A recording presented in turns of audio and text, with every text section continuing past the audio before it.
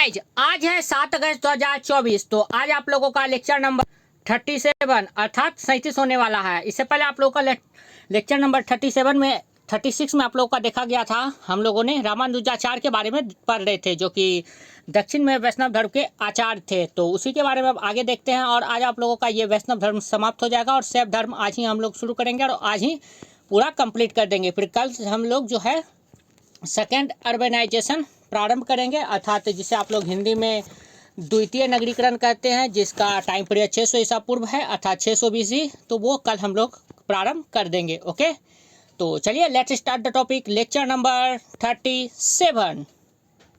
Last line आप लोगों को बताया गया था कि रामानुजाचार्य रामानुजाचार्य आचार्य थे और चोल शासक कुलोत्तुंग द्वितीय के समकालीन थे। कुलोत्तुंग द्वितीय जो थे वे शैव मत के थे और वहीं रामानुजाचार्य जो थे वो वैष्णव मत के थे। तो इन दोनों में मतभेद होना तय था। तो फिर इन दोनों के विवाद के चलती में रामानुजाचार्य जो थे वो तमिल छोड़कर होयसल आ गए थे। यहीं पर इन्होंने भक्ति, यहाँ तक आप लोग को लिखाया गया था। अब आगे यहीं पर इन्होंने भक्ति की अलख जगाई, अर्थात जो होयसल आए वहाँ पर इसी भक्ति की अलख को लेकर इनके शिष्य रामानंद उत्तर भारत आते हैं और इस तरह से भक्ति आंदोलन की शुरुआत होती है। तो भक्ति आंदोलन की शुरुआत किसने की? तो रामानंद ने। और रामानंद किसके शिष्य थे? तो रामानुजाचार्य के। और ये फेमस क्वेश्चन है, आप लोग का कई बार एग्जाम में पूछा गया है। और आप लोग को बता दूं कि फिर भक्ति आंदोलन फिर हम लोग इसे डिटेल से देखेंगे। अब आगे देखते हैं। आगे फिर रामानुजाचार्य के बारे में और देख लेते हैं। ये श्री संप्रदाय चलाए थे। कौन सा संप्रदाय? तो श्री संप्रदाय चलाए थे। और इनका दर्शन अर्थात फिलॉसफी है विशेषता द्वैतवाद, विशेषता द्वैत। विशेषता द्वैत का मतलब होता है आत्मा और परमात्मा अलग होते हुए भी विशिष्ट रूप से एक दूसरे से जुड़े हुए हैं। आत्मा अलग है, परमात्मा अलग है, लेकिन अलग होते हुए भी विशिष्ट रूप से एक दूसरे से जुड़े हुए हैं। यही है विशिष्टा द्वैत, अर्थात रामानुजाचार्य का ये फिलॉसफी है। आगे आप लोगों का रामानंद ने रामायत संप्रदाय चलाया। रामानंद ने क्या चलाया? तो रामायत संप्रदाय। और वहीं रामानुजाचार्य ने कौन सा संप्रदाय चलाया? तो श्री संप्रदाय चलाए। और रामानंद की पुस्तक का नाम है श्री रामार्चन पद्धति। कौन सा है? श्री रामार्चन पद्धति। और रामानंद जो है वो सिकंदर लोधी के समकालीन थे। आगे है फिर माधवाचार्य। कौन है? माधवाचार्य। इनका उपनाम है आनंद तीर्थ। क्या है? आनंद तीर्थ। और इनका दर्शन अर्थात फिलॉसफी क्या है? द्वैतवाद। द्वैतवाद का मतलब हो गया आत्मा और परमात्मा दोनों अलग अलग है, इसमें दोनों मिले हुए नहीं है। आत्मा अलग है, परमात्मा अलग है। ये द्वैतवाद का सिद्धांत है। किसका? तो माधवाचार्य का। और माधवाचार्य इन्होंने श्री ब्रह्म संप्रदाय चलाया। कौन सा संप्रदाय? श्री ब्रह्म संप्रदाय। और माधवाचार्य की पुस्तक का नाम है सर्वदर्शन संग्रह। कौन सा है? सर्वदर्शन संग्रह। आगे है माधवाचार्य ने भक्ति के 3 रास्ते बताए। कौन कौन? पहला है भजन, दूसरा है अंकन अर्थात माथे पर तिलक लगाना, तीसरा है नामकरण, नाम भगवान के अनुरूप रखना। जैसे कि कोई अपना नाम शिव रख लेता है, विष्णु, तो भगवान के अनुरूप रखना। नामकरण, अंकन, भजन, ये भक्ति के 3 रास्ते बताए। किसने? तो माधवाचार्य ने। आगे 5वां नंबर में आप लोग का निम्बकाचार्य। इनका दर्शन है द्वैताद्वैतवाद। कौन सा दर्शन है? द्वैताद्वैतवाद। ये सब क्वेश्चन पूछा जाता है कि द्वैताद्वैतवाद इनमें से जिनका संबंध है तो निम्बकाचार्य से, इस तरह से पूछा जाता है। और निम्बकाचार्य जो है वो सनक संप्रदाय चलाए थे। कौन सा संप्रदाय? सनक संप्रदाय चलाए थे। आगे आप लोगों का वल्लभाचार्य। वल्लभाचार्य का दर्शन है शुद्धाद्वैतवाद। कौन सा है? शुद्धाद्वैतवाद। और वल्लभाचार्य जो है वो रुद्र संप्रदाय चलाए थे। कौन सा संप्रदाय? रुद्र संप्रदाय चलाए थे। और वल्लभाचार्य भक्ति के लिए पुष्टि मार्ग की बात की है। कौन से मार्ग की? तो पुष्टि मार्ग की बात की है। आगे आप लोगों का फिर चैतन्य महाप्रभु। चैतन्य महाप्रभु बंगाल में फेमस है, जो कि नदिया में, बंगाल के ही नदिया में इनका जन्म हुआ था। 1486 ईस्वी में हुआ था। ये सारा चीज़ इंपॉर्टेंट है, कब हुआ, कहाँ हुआ, ये सारा चीज़ पूछता है एग्जाम में। और चैतन्य महाप्रभु का पूरा नाम है निमाई। क्या है? निमाई। और अन्य नाम इनका है विशंबर, कहीं कहीं विशंबर भी मिलता है। और बाद में इनका नाम विद्यासागर पड़ा। तो चैतन्य महाप्रभु का कौन कौन नाम हो गया? निमाई हो गया, विशंबर हो गया और विद्यासागर हो गया। ये सब चैतन्य महाप्रभु के ही नाम है। आगे फिर चैतन्य महाप्रभु के बारे में है कीर्तन विधि का विकास किया। कीर्तन विधि का विकास किसने किया? तो चैतन्य महाप्रभु ने। गोसाई संघ बनाया चैतन्य महाप्रभु ने। गोसाई वैष्णवीय धर्म चलाया। और चैतन्य महाप्रभु की आत्मकथा है, जैसे कि बाबर की आत्मकथा तुझु के बाबरी है, उसी तरह चैतन्य महाप्रभु ने अपने खुद की आत्मकथा लिखी है, जिसका नाम है शिष्टा अष्टक। कौन सा नाम है? शिष्टा अष्टक। चैतन्य महाप्रभु का दर्शन है अंचित भेदा भेद। कौन है? अंचित भेदा भेद। अब आ जाते हैं शंकर देव पर। शंकर देव, इन्हें असम का चैतन्य महाप्रभु कहा जाता है। चैतन्य महाप्रभु तो अपना बंगाल में फेमस ही है, और शंकर देव जो है इन्हें असम का चैतन्य महाप्रभु कहा जाता है। और शंकर श्रमण संघ चलाए थे। शंकर देव ने कौन से संघ चलाए थे? ससे शंकर, ससे शंकर श्रमण संघ चलाए थे। शंकर देव ने कौन से संघ चलाए? तो शंकर श्रमण संघ चलाए थे। तो ये आप लोग का सेल्फ धर्म कंप्लीट होता है। देख लीजिए, सेल्फ धर्म कंप्लीट हुआ तो इतना को छोड़ दिए, ताकि अगर कोई भी और भी आएगा लाइन कुछ नया तो इसमें जोड़ दिया जाएगा। तो इस तरह से आप भी छोड़ सकते हैं। सॉरी, वैष्णव दर्शन कंप्लीट होता है। आगे आप शैव धर्म की शुरुआत होती है। तो शैव धर्म आप देखते हैं।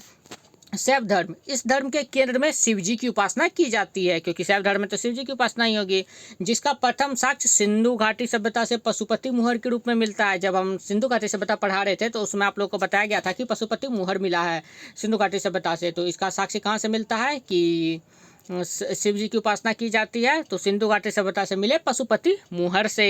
आगे आप लोगों का वेद, पुराण, अर्थशास्त्र, मेगासनिज के इंडिका, पतंजलि के महाभाष्य, महाभाष्य किसकी रचना है? तो पतंजलि की। इन सभी में शैव धर्म का उल्लेख मिलता है। ये सब जितने भी बुक है इसमें शैव धर्म का उल्लेख मिलता है। आगे है मेगासनिज। डायोनिसियस लिखता है किसको? तो भगवान शिव के लिए। भगवान शिव के लिए इसने डायोनिसियस शब्द का प्रयोग करता है। और वहीं भगवान कृष्ण के लिए मेगासनिज हेराक्लीज लिखता है। अर्थात भगवान कृष्ण को मेगासनिज क्या कहता था? तो हेराक्लीज कहता था। क्या कहता था? हेराक्लीज। और भगवान शिव को डायोनिसियस कहता था। आगे है भगवान शिव की उपासना दो रूपों में की जाती है।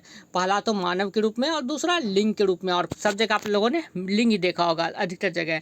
और मत्स्य पुराण में वर्णन है कि भगवान शिव की पूजा लिंग के रूप में की जाती है। इस किस पुराण में है? ये मत्स्य पुराण में है। आगे आप लोगों का सबसे प्राचीन लिंग रेणुगुंटा अर्थात आंध्र प्रदेश से मिला। कहाँ से मिला है? आंध्र प्रदेश से मिला है। आगे है कुषाण शासक जो थे विम कदफिसेस के सिक्कों पर शिव, नंदी और त्रिशूल अंकित है। क्या क्या अंकित है? कुषाण शासक विम कदफिसेस के सिक्कों पर शिव, नंदी और त्रिशूल अंकित है। आगे आप लोगों का गुप्त काल में त्रिदेव, जो कि त्रिदेव हैं ब्रह्मा, विष्णु, महेश तथा अर्धनारीश्वर की उपासना का संदर्भ मिलता है। तो गुप्त काल में किसका किसका उल्लेख मिलता है? तो त्रिदेव का, जो कि ब्रह्मा, विष्णु, महेश है, और अर्धनारीश्वर की उपासना का भी संदर्भ मिलता है। दक्षिण भारत में शैव धर्म का विकास कैसे कैसे हुआ? तो नैनार, अलवार किससे संबंधित थे? अलवार थे वैष्णव धर्म से संबंधित, और वही नैनार है ये शैव धर्म से संबंधित। तो दक्षिण भारत में शैव धर्म का विकास पहले देख लेते हैं नैनार के बारे में। नैनार ये कुल 63 थे। नैनार की संख्या कितनी थी? 63 थी। और ये भजन गीत गाते थे। इन भजनों का संकलन देवारंभ में है। किसमें है? देवारंभ में है। तथा इसकी शैली तिरुवाइमोरी है।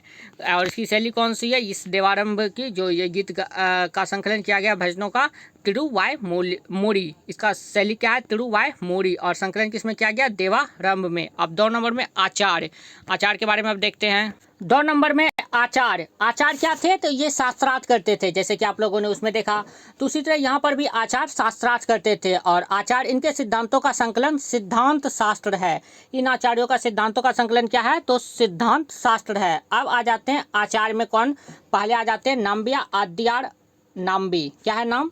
नाम्बी आद्यार नाम्बी। नाम्बी से शुरू होता है, फिर नाम्बी पे ही खत्म होता है। जैसे कि आप लोग एग्जाम में भूल जाइएगा तो देखिएगा, नाम्बी आद्यार नाम्बी के आचार्य हैं। और ये चोल शासक राज चोल एवं राजेंद्र चोल के दरबार में थे। किसके दरबार में थे? तो राज चोल एवं राजेंद्र चोल के दरबार में थे। और नाम्बी आद्यार नाम्बी को, इनको दक्षिण का वेद व्यास भी कहा जाता है। क्या कहा जाता है? दक्षिण का वेद व्यास। किसे? तो नाम्बी आद्यार नाम्बी को। ये शैव धर्म से संबंधित थे। आगे फिर आप लोगों का शंकराचार्य। तो शंकराचार्य वही जिस पर मूवी भी बन चुकी है, आप लोग देख सकते हैं। इन्होंने 4 मठ की स्थापना की थी चारों जगह, पूरा पश्चिम उत्तर दक्षिण में। इसके बारे में भी आगे देखेंगे। तो देखते हैं। इनके सिद्धांत है अद्वैतवाद। इनका सिद्धांत क्या है? अद्वैतवाद। और स्मृति संप्रदाय चलाए थे कौन? शंकराचार्य। और ये पंचायतन पूजा की शुरुआत इन्होंने ही की थी। पंचायतन पूजा की शुरुआत किसने की थी? शंकराचार्य ने। और पंचायतन पूजा में कौन कौन आते हैं? तो शिव, शक्ति, विष्णु, गणेश, सूर्य। अर्थात शिव, शक्ति और गणेश, ये तीनों अपने फैमिली हो गए। फिर विष्णु और एक सूर्य। तो टोटल पंचायतन 5 पुर गए। तो पंचायतन पूजा की शुरुआत शंकराचार्य ने की थी। और शंकराचार्य ने पूर्व, पश्चिम, उत्तर, दक्षिण में 4 मठ की स्थापना की थी। अब चलिए इसको मैप के माध्यम से देखते हैं। तो 4 मठ की स्थापना देख लीजिए। पूरब में पुरी की स्थापना की थी, वहीं पश्चिम में द्वारका की, उत्तर में बद्रीनाथ की और दक्षिण में श्रृंगेरी की स्थापना की थी। और पूरब में जो पुरी की स्थापना की थी ये उत्तराखंड में की थी। आगे फिर है आप लोगों का शैव संप्रदाय। शैव संप्रदाय में पहले आ जाता है पाशुपति संप्रदाय। कौन? पशुपति संप्रदाय। और इसके संस्थापक कौन थे? लकुलिश। पशुपति संप्रदाय के संस्थापक कौन थे? लकुलिश। और इनके पुस्तक, लकुलिश के पुस्तक का क्या नाम है? पंचार्थ। पंचार्थ इनके बुक का नाम है लकुलिश के।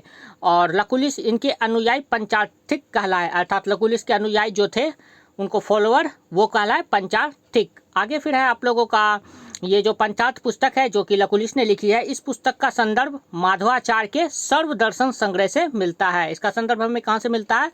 तो माधवाचार्य के सर्वदर्शन संग्रह से मिलता है। और फिर माधवाचार्य के बारे में आप लोगों को आज ही पीछे बताया गया है, आप लोग देख सकते हैं।